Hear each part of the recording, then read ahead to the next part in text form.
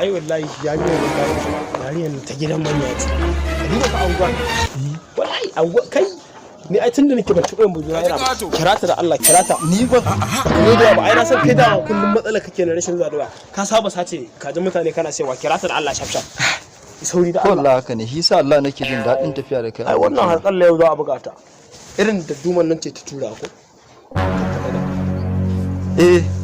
mun zo yanzu ma haka muna kofar gidan naku yawa mun zo yawa ake hudu algara ki gama kai wannan angwara nake haka ka amma fariyar nan kana gani gidansu za a samu war alquran kai Allah za ta fito da irin da kuma da ta gidan masu kudi wanda ne mugun laushin nan a alo guda bakwai yace mun yana so Allah alquran kaga yanzu muka dauki wannan kai mu gangara ta gidan su mudi mu ajiye mai ita mu sayan mar da ita kai da kasan aiki dan gari warrai kwa ga ta nan ai ga ta nan zuwa kai Hey!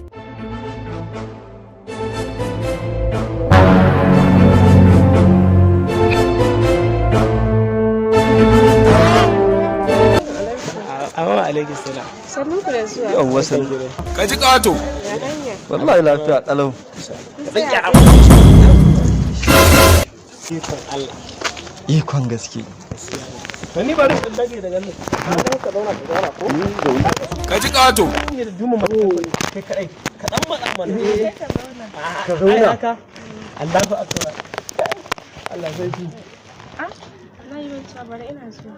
To, okay. Ka ji ƙato.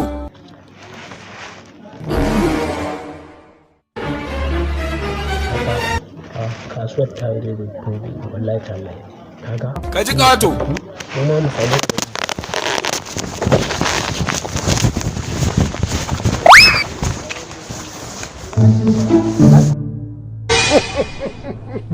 He shot you. He shot you.